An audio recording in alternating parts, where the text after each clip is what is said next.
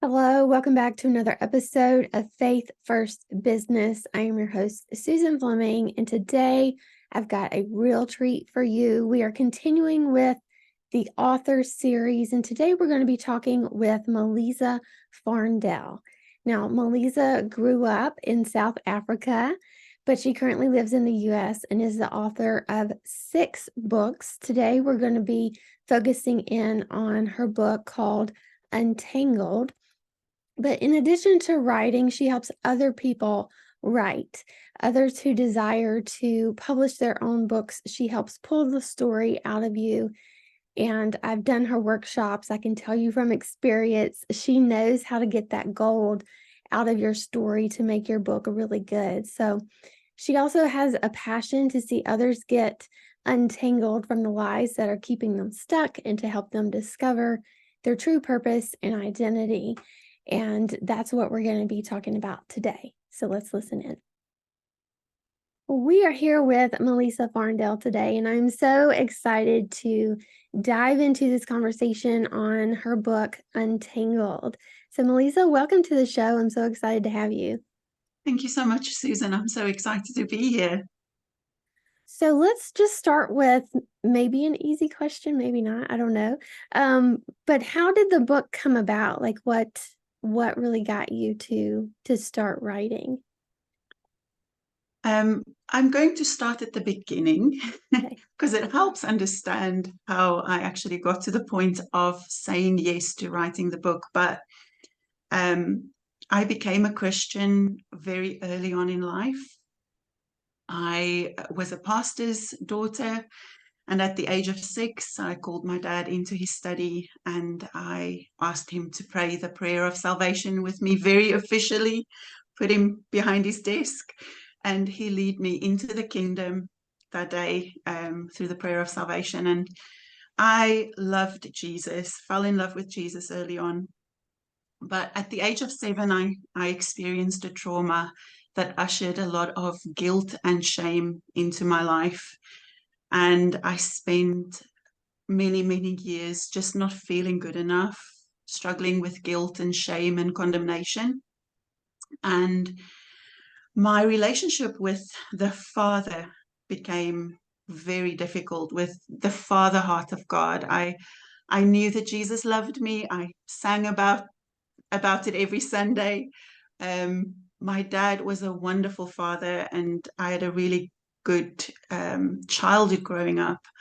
But in my mind, God was just not pleased with me. He wasn't happy with me. And I spent my entire life trying to convince everyone that I was good enough. Um, so that struggle with shame really started to develop all sorts of behavioral issues with me. I started to have problems with my body image. I suffered from depression, and really it became something that was just life controlling. I learned to manage it, but never really got freedom from it, and carried that into adulthood. And I got married, became a mom. I have the best husband in the world.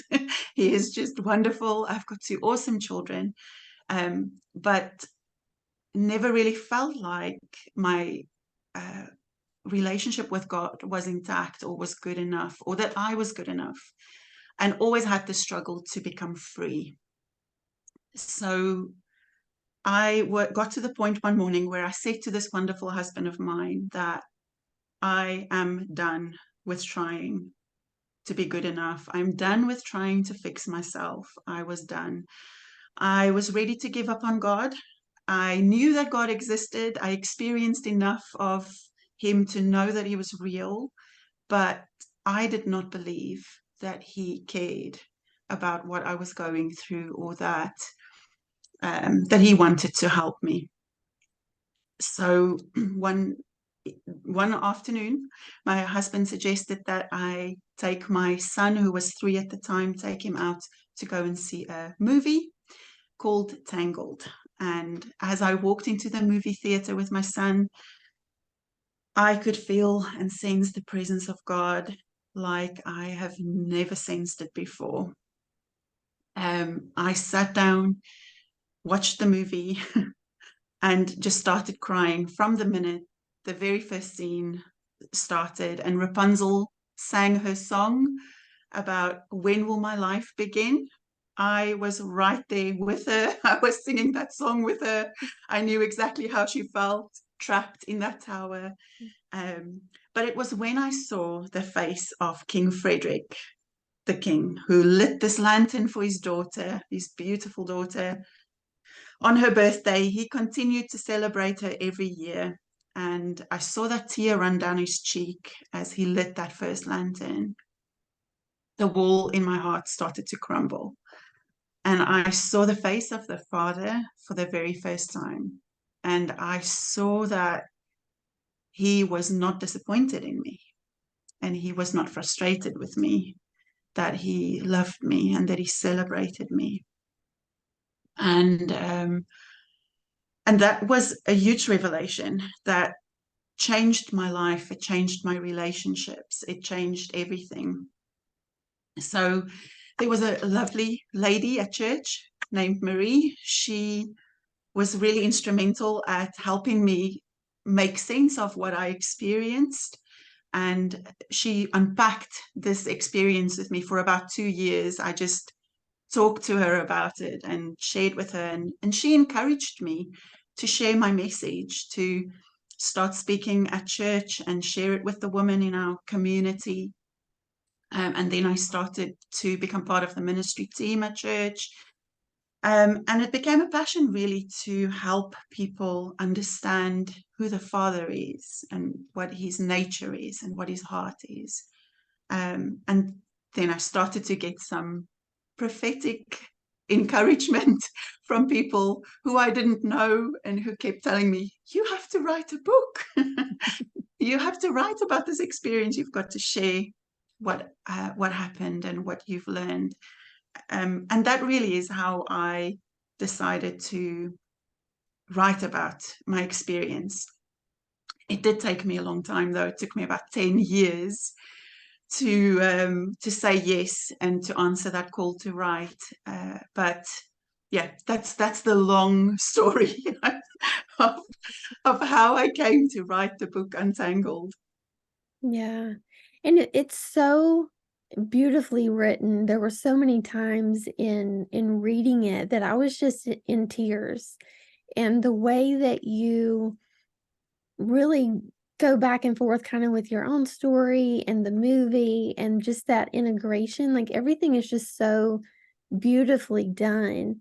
And one of the things I wanted to highlight was that at the end of each chapter, you give us things to do, which I love because I'm all about, not just learning for the sake of learning, but let's implement things. And you really want people to step into freedom. I mean, that's the biggest thing. I mean, there's a lot of themes running throughout the book, and we'll touch on some of those, but I think the heart of it is that the Father wants us free. And so I love how at the end of each chapter you give us a simple step to freedom, a light for your path, a prayer, and a heart print. Can you give us a little insight into what those are and how you decided to include those?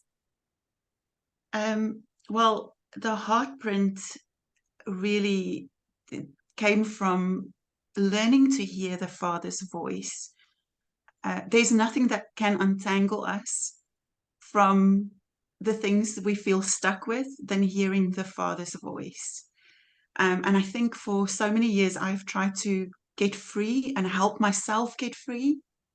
But I've learned that it's hearing his voice and hearing how he feels about me and what he says about me that actually sets me free. That is the way to get untangled. Um, I love that when God speaks, things moves, it shifts, it changes. The whole world was spoken into existence. So when we hear his voice, it's not just information, it's transformation. It starts to build things in us. It starts to create things in us. So I wanted to, when I initially started writing the book, I thought I was going to write my story. And I had rewritten the manuscript several times. And just before I thought I was done, I heard the Holy Spirit whisper to me that I need to write from the father's perspective, that this book really is about the father wanting to tell the reader who they are. So that changed the whole outline of the book, and that really is where I decided to give people that heart print, that little voice note from the Lord. Yeah. And it is. It's so beautiful again, just the way that you've written it. I didn't When I was reading it, I didn't feel like it was you talking to me. Like I really felt the presence and it felt very I'm getting emotional just because I know it's his heart. I knew it, I knew it without a doubt. So I love that you've included those, and I know that's going to be really impactful for the reader if they will just be open to receiving it that way, that it's the Father speaking to them. So let's get into some more specifics. I did pull out some quotes that I was like, I have to talk about this. I mean, there was so much in each chapter.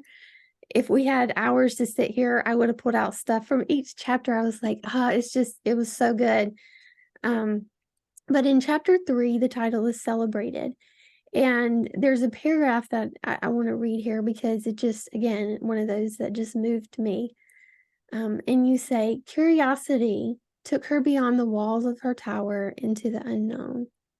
It challenged her to move outside of her comfort zone and confront things that she had always been afraid of, which was most things.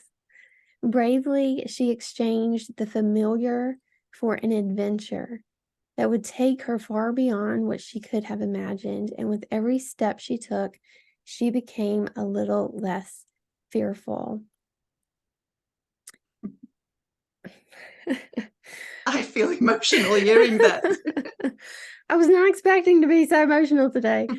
But I hear so many women's stories in this, in that fear of the unknown, and when you finally get that courage to take that step, it's just so powerful. But I wanted to hear from you, like, how do you relate to this? What was that like for you to come out and say, I am going to write this book?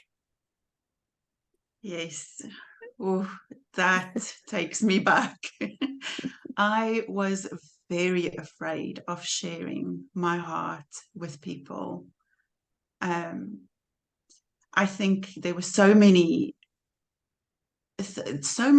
lies that I was still tangled up in. As I wrote the book, I realized that there was a lot of fear in my heart about sharing my message. Would people want to even read what I had to say? Do I have what it takes? I don't have an audience. I know there are so many people who has written on the topic, kind of comparing myself to other people. But I love how gently the Lord leads us. If we are willing to just take one little step at a time, and this is what I love about the movie Tangled as well, and how the Lord speaks to me through this movie still today. Like she noticed the stars, the lanterns that was different to the stars. Like she was curious. She was brave enough to leave her tower and to go beyond the walls of a limitation. So sometimes we just have to be brave enough to take that first step and allow God to come alongside us and know that we are not on our own. He is with us every step of the way. And what I've noticed as well is at the beginning, I started to just write blogs just to kind of be a little bit brave and get something out there. I remember the first time I pushed that publish button on my computer and my heart was I had palpitations, my palms were sweaty, and I was so nervous. Um, and the second time was a little less scary. And then the next time was a little less scary. And then, there's so many other responsibilities that comes with um, publishing a book, marketing that book, being on social media, putting the message out there. It was scary. It was very scary. But knowing that with every step we take forward, fear becomes a little bit smaller and that voice becomes a little bit quieter. And it's still a journey. I think it's something that to today I have to contend with. But when we know who we are and we know whose we are, then we get the authority to confront the lies. So what I loved about Rapunzel's story in that movie is that the minute she knew, the minute the penny dropped and she knew that she was the daughter of the king, she had the authority to take that liar by the wrist and say, no, I will not listen to you anymore. And I think that was what made the difference for me. It was knowing who I belonged to, knowing who I was, and what he was asking me to do. I love that verse in John, I think it's John 14:29, no, 12:49, John 12:49. And it says that I'm not speaking on my own authority, but I am speaking because I heard what the Father said. Jesus was saying that I only say what I hear the Father say. And that's something I've adopted in my writing as well. I write because I know the Father has given this to me and has given me permission. It's his authority that I'm standing in, not my own. Yeah. And that's so powerful, like you say, when you have that realization of that's who my father is. So that makes me, wow. When you're like, you have that realization. I remember the moment I had that revelation when he said, "You are mine." And I'd heard it all my life, but to hear him say, again, like you were saying with the heart prints, hearing his voice, hearing him say it, not other people, not, the pastors up there. Oh, God loves you. Yes, I know. But I mean, it was just so real in that moment of like you said, I had that mindset switch, I guess, of this is who I am. When you sit up straighter or stand up taller, and it's like, I walk in authority.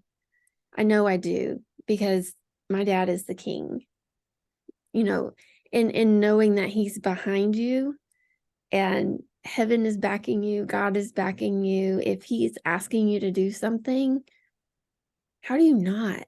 Like, and there's no condemnation in that to anybody who's like struggling with what do I do if they're in that situation and he is asking something. But it's just when you have that revelation for yourself from his heart, from his mouth, you can step out there and say, I'm only doing what he's asked me to do. And you can do it with so much confidence, yet humility. Yeah. Because it's just who you are. Yeah. Oh my gosh, I got chills. Okay. I love talking about this stuff. But one of the things I know I hear so many people talk about that seems to be really popular just within the last, I don't know, 5 or 10 years or so is, like we're saying, our identity and purpose. And you give us this key in chapter 5. I have to share this. So you ask these questions. You give us this key and you ask the question, what if I told you the area of your biggest struggle may be the very thing God has called you to overcome? What if I told you the thing you're struggling with right now is destined to be your greatest strength? That is so powerful. Help the viewers connect the dots here. Like, how has overcoming helped you find your purpose, or how could that help them find their purpose? Yeah. Well, an example of that was, overcoming fear by actually stepping out and doing the thing that I was scared of, which was sharing my heart and sharing my story. Um, and sometimes we want to run in the opposite direction of our pain. But actually, when we take the Father's hand and walk with him into our pain, he turns it into our purpose. And I think there's a story that I share in my book. I don't know which chapter it is, possibly that one, of Peter, the disciple. You know, he had such a huge failure, such an epic failure, um, betraying Jesus. And Jesus meets him in the very first place where he called him. So Peter goes back to the boat. And it's what's so amazing about the story is that it's the very first place where Jesus found him and called him and made him a disciple, and then told him that he was going to build his church on Peter, on he's going to be this rock. And I am sure Peter did not feel like a rock after betraying Jesus. I'm sure he felt like his dream was over, that there was no hope. And Jesus meets him in that pain. And that over breakfast, he restores Peter's purpose and identity. Peter goes from being a fisher of men, or a fisher of fish, to a fisher of men, to a shepherd of, this huge flock. But Jesus gives him not only his identity, but his purpose. And it's in that intimate place where Peter is restored in his identity and purpose. And that's really what I found in my own life is when I experience those places of pain and deep disappointment. I mean, there are so many examples I can give you about being disappointed in myself, and failing and struggling. But I can take that struggle, I can take that pain, I can go and have breakfast with Jesus and let him tell me who I am. And then he usually uses that very same thing to um, help me, or encourage me to help other people as well. Yeah. Yeah. It's such a powerful story. And we have so many examples of that, because our God is a redeeming God. And Yes, he'll take us back to, like you said, that same place where we first met. Remember this? And I told you this. yes, I still believe that. Do you believe that? Right? Like I've had so many of those moments where he'll take me back into memories and say, "Remember when I told you that? I'm still yes. doing that. Are you with me? Are we, you know?" And he'll keep coming back, like you said. It's just so loving how he just gently will redirect and like just give those reminders of, this is who I say you are. So I love that story. And it Um, doesn't matter how many times we fail, yeah, doesn't matter how many times we mess up, he will find us in that place every single time and bring us back to our identity and purpose. We yeah, just need to go find him there. yeah, yeah. So chapter 6 starts with this quote from Elizabeth Elliot. And anybody who's watched my channel knows I could not pass over this. Spiritual strongholds begin with a thought. Again, if you've seen any of my teachings, it's all about this. So, I'm all over it. But, what we think about ourselves affects everything, like literally everything. And you said, "I was not bound with shackles or chains, but with lies of guilt, shame, and condemnation." So, talk to us a little bit about your journey with your own thoughts. And I know you kind of touched on this a little bit of what you were thinking and believing about yourself, but share kind of how you went from feeling bound in that guilt and shame into this is the freedom of what God's given. Yeah. Well, I think for me, it started with a revelation. Like I had to have the revelation that God wasn't disappointed in me. Um, and I got that revelation from watching the movie and then and then realizing the truth. But I need to go and learn more about the nature and the character of God so that I could recognize when a thought was inconsistent with who God is. And I think that helped me really discern God's voice as well, because I know now that if if there's any condemnation or guilt or shame in what I'm hearing, that isn't the voice of God. So John 10:10 became really alive for me, that the enemy comes to kill, steal, and destroy, but I have come to give you life and life more abundantly. The biggest problem for me is that I didn't see the enemy. I didn't realize that I even had an enemy, that there was a different voice that was speaking to me. Um, and maybe some of those thoughts were my own thoughts. Maybe they were external. It doesn't really matter. The important thing was that I could now discern my Father's voice from whatever thought in my mind that wasn't true, that wasn't the truth. And I love what it says in Galatians that, as we embrace the truth, it will release more freedom into our life. So it's about recognizing the truth and then embracing that truth. And how do we embrace it? We've got to accept that it's true. And that's a process. It's a process of reminding ourselves what's true. And then coming into agreement with that. And that takes time. So I would say it's becoming aware of your thoughts that is so important. Sometimes I think, well, I know I used to just think my thoughts are my thoughts, right? I can't control them. So I just thought whatever popped into my mind. But I've learned that when I'm feeling a big emotion or I'm seeing myself doing something that's unhealthy or not good, or if I'm triggered, that there's usually a thought attached to that behavior. And if I go and I go from the behavior to the thought and I go and have a look at it, I realize that, well, I am believing something that's not consistent with the truth. It's not consistent with who God says I am. It's not consistent with how I know my Father feels about me. So now I have to go take that thought captive. And again, it's that picture of Rapunzel for me in the tower where she realizes who she is. She knows beyond a shadow of a doubt that she belongs to the king. And she recognizes that the imposter is in the tower with her.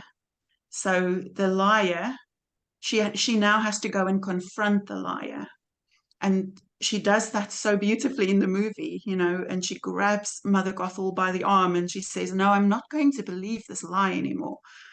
But it starts with that awareness, knowing who you are, knowing who the Father is, and recognizing when there's any information in your mind that's not consistent with that message. Yeah, and there's so much gold in what you said. There's a couple of nuggets here I'm going to pick out, but I think the first one is that if we're not reading scripture, it's going to be a lot harder to discern his voice, because you have to he says, my sheep hear my voice, right? They know my voice.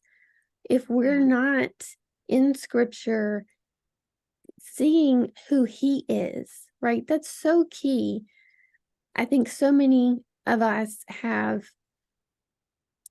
the wrong idea of who we are because we don't know who God is, right? But when you know who he is, and then you say, okay, these are his characteristics, this is what he's like, I'm made in his image. What in me doesn't match that? That's what needs to change, right? So I think there's a huge key there. And you said, getting in the word is going to help you hear his voice for sure. And then as you were talking about her being in the tower again, I just saw that. I don't know how to explain what I saw, but it was like the tower is like our minds, right? We can be trapped in our own thoughts. And just like you were saying with me too, I thought, well, I can't control my thoughts. And I didn't recognize I don't have to receive everything that I'm thinking. It's not all it's not all mine, and I can reject it. Yeah. So I think that's a huge, huge Yeah. lesson for people as well. Like you say, taking those thoughts captive and saying, no, I'm not going to allow that to be here. Yeah. Yeah. Yeah. That tower to me is just a picture of limiting beliefs.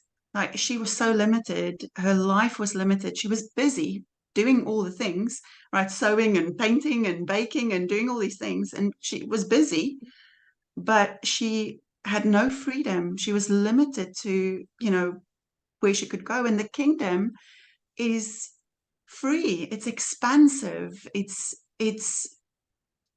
huge, and we have the freedom to explore who we are and where we fit and and just enjoy. I love that scene where she goes and explores the kingdom and she's dancing and she's, you know, experiencing a whole new world that's just so full of freedom.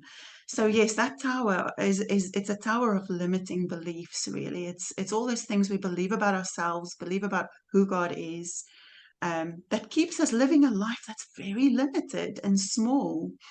And one of the things I just wanted to say as well, when you mentioned reading the word, we can sometimes read the scriptures and feel condemned by them. So I used to read that chapter, that very famous chapter about love, for example, 1 Corinthians 13, love is patient, love is kind, and feel like I'm the opposite of all these things that are listed there. But when I understood that I am created in the image of God, that I look like my father, um, he is love. That's what he looks like. So now when I read that chapter, I'm like, I am patient. I am kind. And yes, the behavior might not always add up to that logic, but that's not the truth. This is the truth. This is who I am. Yeah. Yes. Oh my, that's such a great example. I love that you shared that we can look at scripture that way and we can take it and say, this is who I am. And that helps in that mind renewal process, is reading those scriptures out and personalizing it to yourself and saying, I am patient. I am kind. And maybe, like you said, maybe the behavior doesn't line up quite yet, but you keep doing that and you'll start seeing the behavior is going to come out of that renewed mindset. Yeah. So you mentioned a few times these paper lanterns that are in the movie, but I know you also have a personal encounter involving paper lanterns. Would you share that with us? Yeah. Well, as you were saying at the beginning of the conversation, stepping out of my boat and out of my tower and putting my message out there was quite overwhelming at the beginning, and I felt really fearful. I shared a lot of my message with someone and didn't get particularly good feedback, so I started to really second guess whether I should be writing. And I was just stood in church one morning worshiping, and I had this beautiful picture of being a little girl lying in front of Jesus making paper crowns. I had a toddler's paradise in front of me with cardboard and pencils and crayons and pom-poms and glitter and fake gems, and I was making these beautiful paper crowns. And I handed them to Jesus, and he put it on his head, and he loved these paper crowns. And I had so much enjoyment because I just loved to see his face and how much he delighted in each of these paper crowns. So I couldn't make them fast enough. And then I saw him take these crowns and handing them to the Father. And the Father sent these crowns off into the night sky like paper lanterns, and they were lighting the way back for his lost princesses, because there are many people still stuck in their towers. So it really helped me to kind of have a solid foundation or perspective of who I am, that I don't have to be this serious author or writer or very what's the word just professional. I don't even have to be a professional author. I can just make my paper lanterns. I can just have fun with my gift of writing and enjoy writing for him as a way of worship, and that he will take what I write and he will use it as a light to bring someone else back home. It was the stories that people shared that sparked my curiosity, because I knew that there was more. God did amazing things for other people. So I knew there was something more to find. There was something, I wanted more of him. I wanted to experience what they had experienced. I wanted to encounter him, not just know about him, but really experience his love. So just like Rapunzel, it was those lanterns that kind of kept me going. Right, let me follow, let me pursue, let me go and find out who he is. So yeah. Yeah, it's so powerful. And just the image that I get when you say he's sending out the crowns for his daughters. um, because they don't yet know who they are. Yeah. They don't see it. Yeah, and just, just feeling his heart in that. He wants everyone to come back to him. That's right. Yeah.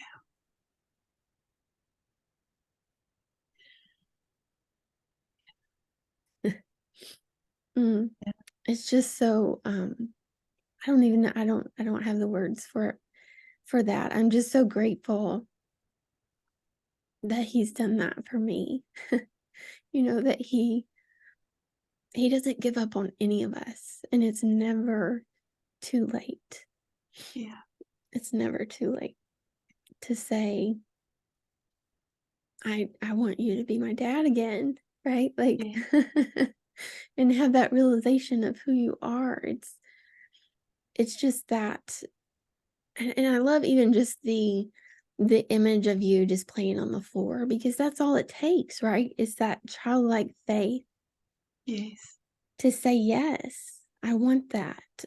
Just say yes. That's one word. If you can't get the word out, he knows your heart. Like, um I don't know, just so overwhelmed with that at the moment. And I hope that's blessing the people that are watching. I know one of the gifts that you have is helping other writers to get their books out onto paper and help them to share their stories. So how is your experience with writing your books, right? Because you have 6 now. I know you're working on number 7. I'm excited about Yeah. that. Yeah. But how has your experience in writing led you to helping other writers? Yeah. So I actually not so long ago had another encounter where I saw myself in sitting in the boat on the lake. Again, a Rapunzel reference, and God just loves using this movie still today to speak to me and to lead me and guide me in the next steps I take with my own life. Um, but I saw myself in the boat with Jesus, and we were sitting on the lake, and I could see the kingdom on the one side of the lake, and I saw the lanterns starting to make an appearance as people were lighting these lanterns. And what I love about the movie is that everybody in the kingdom participated in Rapunzel's freedom. They Mm. all had a light to share. They all had a part to play in this process. So I looked at the face of Jesus, and I saw him looking at me, and I saw him smiling at me, and I knew, without him saying anything, I knew that he wanted me to help people with their paper lanterns. He wanted me to help get them to find the courage and the message that's wired into their hearts, and help them to release that into the kingdom, because we all carry something that's really important to share. What we have is our value, and I feel like there are so many people who are not sharing their light because they are in that place of fear, or they are in that place where they don't see the value of what they have.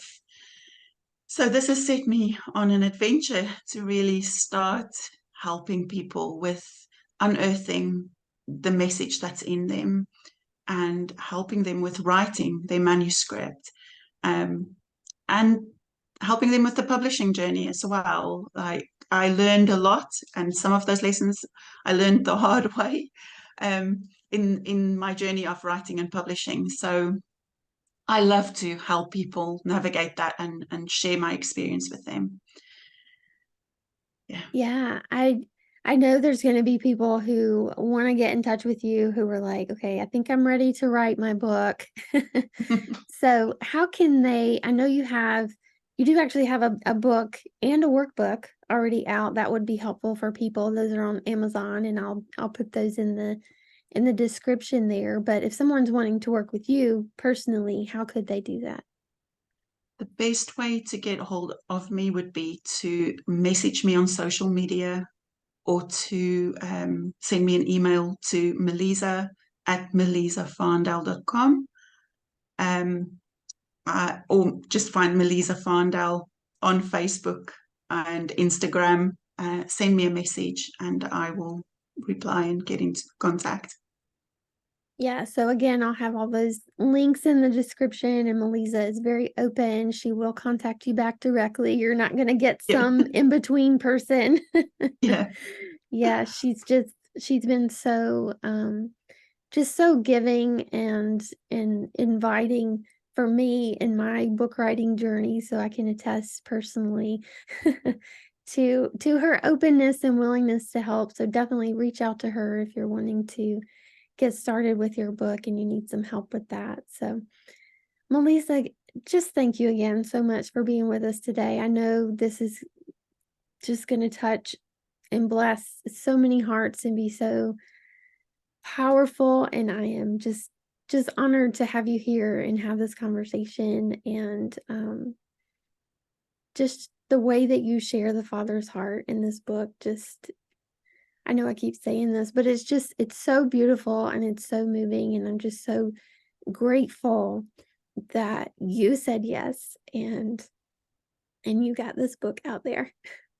Thank you so much, Susan. Thank you for the opportunity to share that message. And, I love what you carry, that message of rest, and working from that place of intimacy with God. That is such an enormous, huge blessing for me as well. And it's made a massive difference. So I feel honored to be part of, this conversation as well, and to be working in the kingdom with you.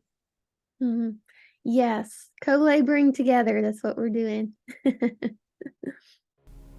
Thanks so much for tuning in today. If you want to learn more about me or any of my guests, all of the links are in the description below the video.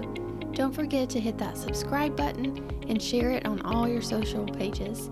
Until next time, remember that you have the power to multiply life without burnout.